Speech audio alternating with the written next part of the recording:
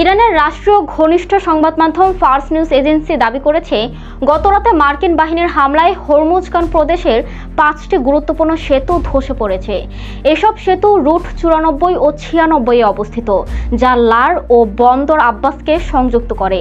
এ ধরনের হামলার খবর আন্তর্জাতিক সংবাদ মাধ্যমে এসেছে, যেখানে হরমুজগানের সেতু ও অবকাঠামোতে মার্কিন হামলার তথ্য উল্লেখ করা হয়েছে।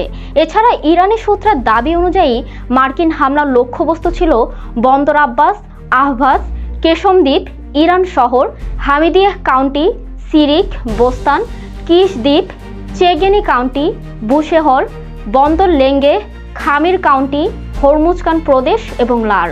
যুক্তরাষ্ট্রের পক্ষ থেকে হামলার বিষয়ে জানানো হয়েছে যে এসব অভিযান ইরানের সামরিক ও লজিস্টিক সক্ষমতা দুর্বল করার লক্ষ্যেই পরিচালিত হয়েছে।